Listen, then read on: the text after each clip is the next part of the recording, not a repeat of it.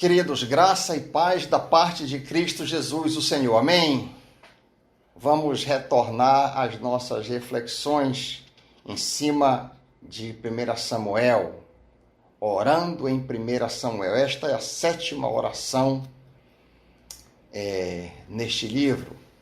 E a oração está localizada em 1 Samuel 10, 22, que diz o seguinte: Então tornaram a perguntar ao Senhor se aquele homem ainda viria ali. E o Senhor disse: Eis que se escondeu entre a bagagem. Pai querido, fala aos nossos corações, ensina-nos, em nome de Jesus. Amém. Amados, qual é o contexto desse versículo? Trata-se aqui da posse pública de Saul como o primeiro rei de Israel. Antes dessa posse pública, Samuel havia ungido a Saul privadamente como rei.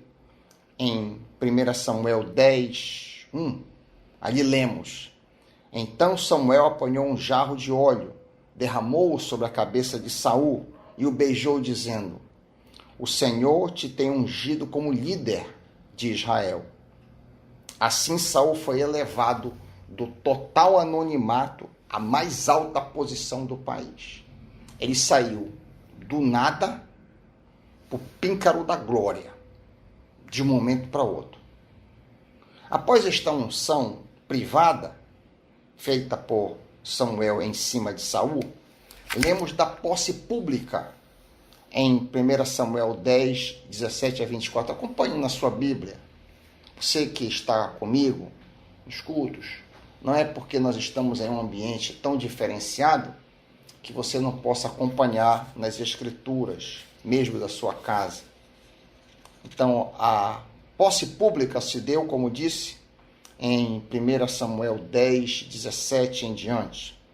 Diz assim o texto: Samuel convocou o povo de Israel ao Senhor em Mispá e lhe disse: Assim diz o Senhor, o Deus de Israel: Eu tirei Israel do Egito e libertei vocês do poder do Egito e de todos os reinos que os oprimiam.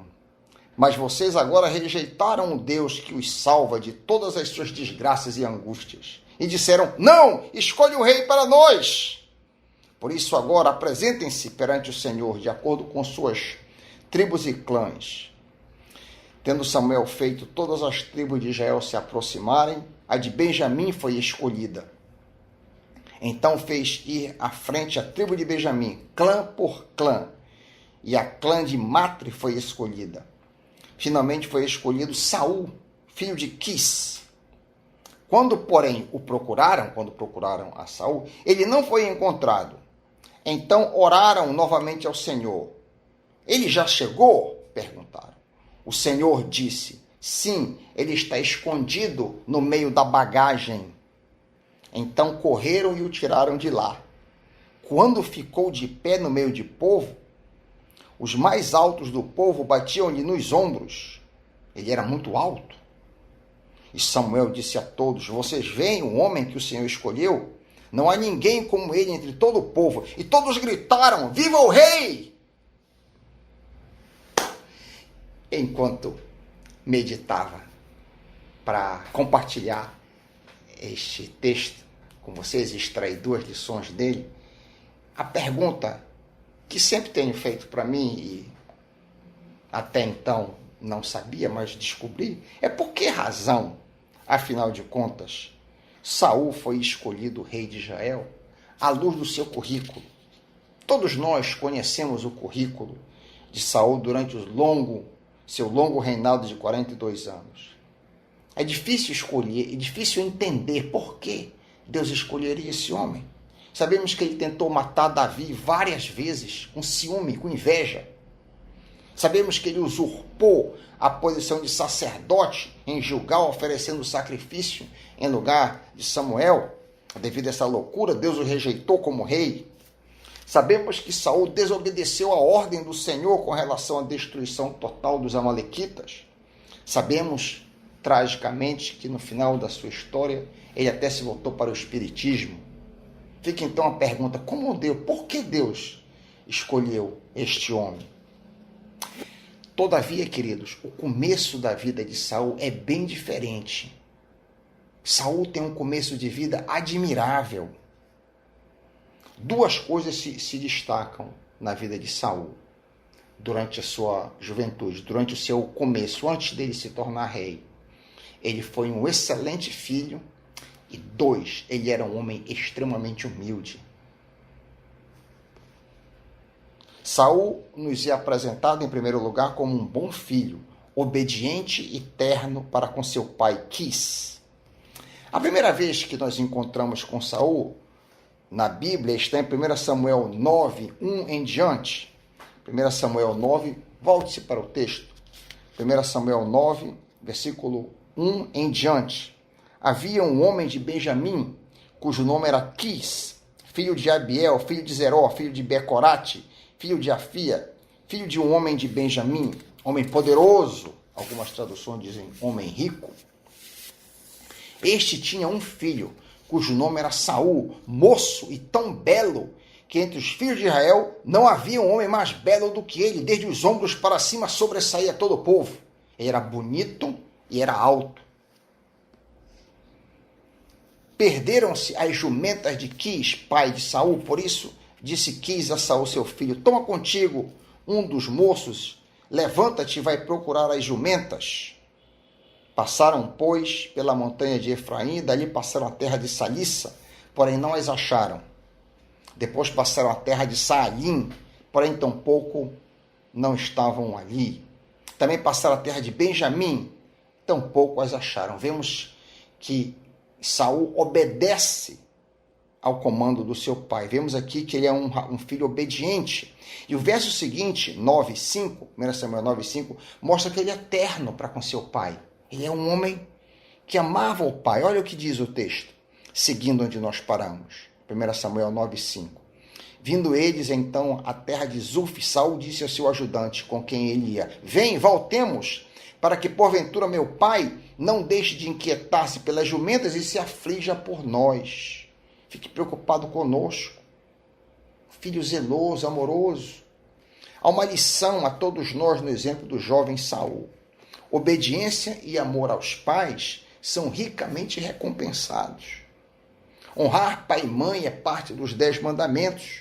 O Novo Testamento repete esse comando em Efésios 6, de 1 a 3. Filhos, obedeçam a seus pais no Senhor, pois isso é justo. Honra teu pai e tua mãe. Este é o primeiro mandamento com promessa, para que tudo te corra bem e tenhas longa vida sobre a terra. Enquanto que a obediência aos pais traz as bênçãos do Senhor, a desobediência traz maldições. Não é isso que nós vemos na vida de Jacó e Esaú? Quando da orientação dos pais para que ambos escolhessem esposas, Jacó obedeceu, Esaú desobedeceu. Assim lemos em Gênesis 28, 6-2.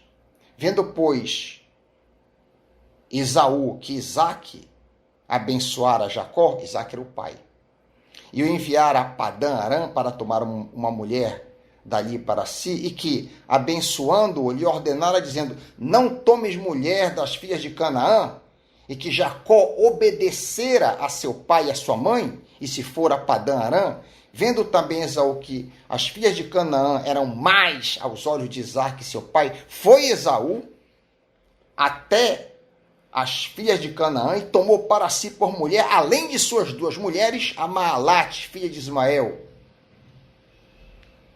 Olha aqui, espírito de rebeldia. Ele já tinha esposas, e quando ele ficou sabendo que os pais não queriam que o outro filho, Jacó, escolhesse uma esposa entre as cananitas, ele então fez justamente o contrário do que Jacó fez. Aí a gente vê que desobediência traz maldição, como nós sabemos, Esaú foi amaldiçoado. Na formação da nação de Israel, o Senhor disse que filhos que não obedecessem a seus pais deveriam ser apedrejados. É isso mesmo. Lemos em Deuteronômio 28, 18-21. Se um filho for obstinado e rebelde e desobediente, que não obedece seu pai nem sua mãe, nem os escuta quando o disciplinam, o pai e a mãe o levarão aos líderes de sua comunidade. À porta da cidade dirão aos líderes: esse nosso filho é obstinado e rebelde, não nos obedece, é devasso e vive bêbado. Então todos os homens da cidade o apedrejarão até a morte. Eliminem o mal do meio de vocês. Todo Israel saberá disso e temerá. Então era muito grave, era muito sério desobediência aos pais no Antigo Testamento. O comando da obediência, respeito e carinho pelos pais é incondicional. Porém, aqueles que têm o privilégio de ter pais crentes, há uma responsabilidade ainda maior em seguir a sabedoria dos pais. Veja bem o que eu disse. O comando de obedecermos os nossos pais, e aqui, obviamente, até uma certa idade, depois que você se torna maior, depois que você é autossuficiente, cabe a você reverenciar, respeitar os seus pais. Não mais seguir, de fato, aquilo que você entende que não é o mais correto. Mas até uma certa idade, aí, enquanto você estiver debaixo do teto dos seus pais, o comando é para obedecer, para honrar, independente de que tipo de pai, crente ou não crente. Porém, se for crente, se você tem o privilégio de ter pais que são tementes ao Senhor, nós lemos em Provérbios 6, 20 a 23, olha a preciosidade da orientação para aqueles que têm pais tementes a Deus. Meu filho, obedeça aos mandamentos de seu pai e não abandone o ensino de sua mãe. Amarre-os sempre junto ao coração, ate-os ao redor do pescoço. Quando você andar, eles o guiarão. Quando você dormir, estarão protegendo. Quando acordar, falarão com você. Pois o mandamento é lâmpada, a instrução é luz.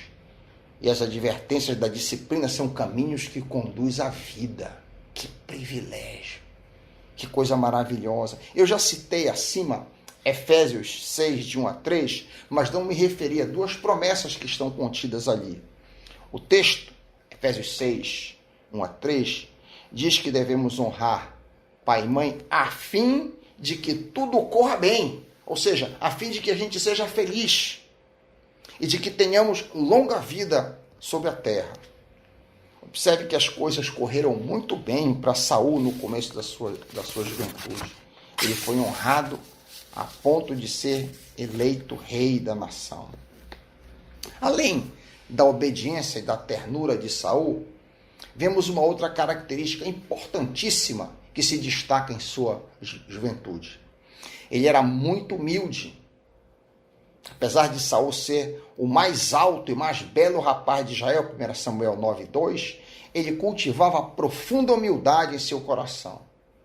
Esta humildade pode ser vista em vários momentos.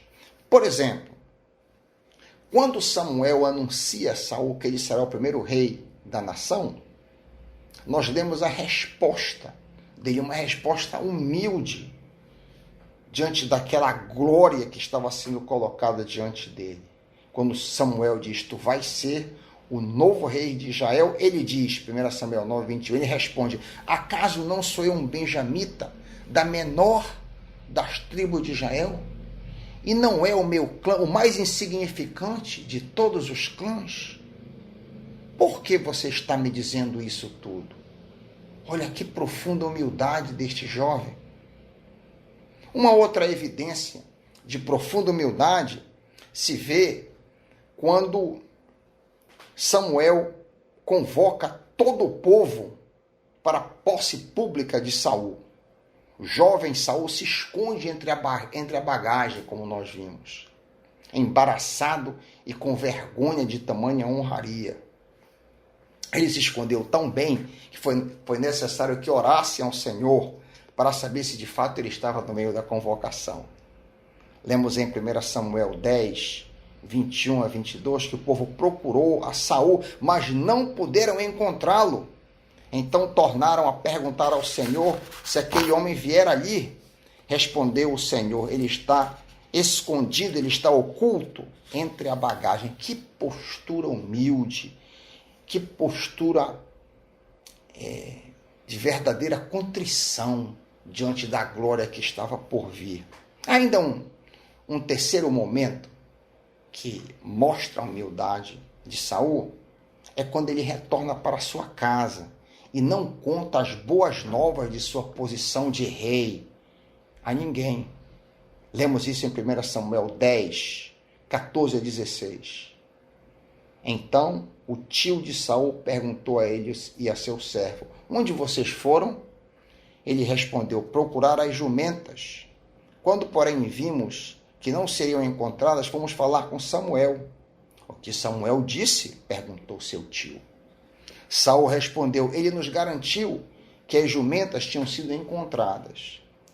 Todavia, Saul não contou ao tio o que Samuel havia dito sobre o reino. Olha que espírito humilde do jovem Saul. A Bíblia mostra de capa a capa a suprema importância da humildade. A humildade verdadeira é interior e pode ser definida como não se considerar superior a ninguém. Uma consequência disso é que um homem humilde não se melindra facilmente, não se ofende quando maltratado, pois sabe que nada é. Quanto mais facilmente eu me ofendo, mais orgulhoso eu mostro ser. A humildade é a base de todas as virtudes. Saul era um filho bom e terno, devido justamente à sua humildade. A Bíblia exalta essa virtude de forma esplendorosa. O que aconteceu com a escolha de Saul para ser rei pode ser visto em Provérbios 29 e 23. O orgulho do homem humilha, mas o espírito humilde obtém honra. Olha que coisa linda, um pensamento semelhante está em Provérbios 15, 33. O temor do Senhor ensina sabedoria, a humildade antecede a honra. E quanta honra o jovem Saul adquiriu. Maria, mãe de Jesus, coloca a humildade dessa forma em Lucas 1, 52. Derrubou governantes de seus tronos, mas exaltou aos humildes. Lemos em Miqueias 6, 8, tudo que Deus espera de nós. O que é que Deus espera de nós? Ele mostrou a você, ó homem, o que é bom e o que o Senhor exige, que você pratique a justiça, ame a misericórdia e ande humildemente com seu Deus. É isso que Deus quer de nós. Que resumão lindo da nossa conduta. Como que eu devo me portar diante de Deus? Está aqui. Miqueias coloca muito bem. Que você pratique a justiça, que você ame a misericórdia e ande humilde diante do Senhor. Jesus nos mostra que nós encontramos paz e descanso aos nossos corações, aprendendo humildade com Ele mesmo. Lemos em Mateus 11, 28 a 29. Venham a mim todos vocês que estão cansados e sobrecarregados, e eu lhes darei descanso. Tomem sobre vocês o meu jugo. Deixem que eu lhes ensine, pois sou manso e humilde de coração, e encontrarão descanso para as vossas almas. Paulo também comanda humildade. A Bíblia é uma plétora de gente comandando humildade. Maria, Paulo, Jesus, Tiago, Pedro, todos comandam humildade. Paulo nos diz em Colossenses 3, 12, visto que Deus os escolheu para ser seu povo santo e amado, revistam-se de compaixão, bondade, humildade, mansidão e paciência. Como disse Tiago, comanda a humildade. 4:10, humilhem-se diante do Senhor e Ele os exaltará. Pedro nos comanda a humildade. 1 Pedro 3:8, por fim tenham o mesmo modo de pensar. Sejam cheios de compaixão uns pelos outros. Amem uns aos outros como irmãos. Mostrem misericórdia e humildade. Amados, uma consequência assustadora de nós não nos humilharmos é cairmos na lei universal de Deus, que diz em Lucas 14, 11. Todo aquele que se exalta será humilhado, e que se humilha será exaltado. É uma lei universal. É como a lei da gravidade. Ela não escolhe ninguém. Se eu soltar esse celular daqui para baixo, ele vai cair. Assim é essa lei que está diante de nós. Ela não escolhe pessoa, se é crente, se não é crente, se é rico, se é pobre, se é bonito, se é feio.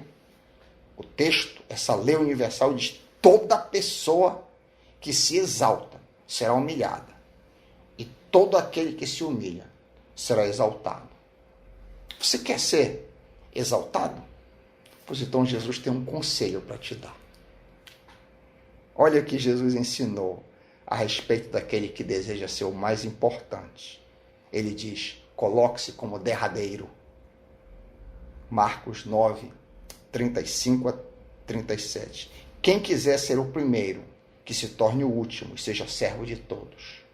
Então colocou uma criança no meio deles, tomou-a nos braços e disse: quem recebe uma criança pequena como esta, em meu nome recebe a mim. E quem me recebe, não recebe apenas a mim, mas também a meu Pai que me enviou. Ou seja, assim como a criancinha é totalmente dependente do seu pai, no reino de Deus o maior é o mais dependente, ou seja, o mais humilde. Tremenda lição. Saul começa grande em Israel, mas infelizmente não permanece humilde. Muitos e muitos anos depois, durante a batalha com os amalequitas, Saul desobedece às ordens do Senhor e Samuel faz uma pergunta clássica para ele. Vale a pena você marcar este texto na sua Bíblia. 1 Samuel 15, 17. 1 Samuel 15, 17. Embora aos seus próprios olhos você se considerasse insignificante, não se tornou líder das tribos de Israel? A versão mais tradicional é: sendo tu pequeno aos teus próprios olhos, não te fez o Senhor rei sobre Israel? Olha que preciosidade, olha esse ouro, olha essa pedra preciosa. Esse tipo de mentalidade que nós devemos ter, nos considerar pequenos aos nossos próprios olhos, e o Senhor então nos exalta no devido tempo. Aprendemos com Saul a importância de sermos obedientes e ternos para com nossos pais. Essa é a primeira lição. Em segundo lugar, aprendemos com Saul a suma importância da humildade, a maior de todas as virtudes cristãs. Que Deus nos abençoe e aplique a sua palavra aos nossos corações. Em nome de Jesus. Amém.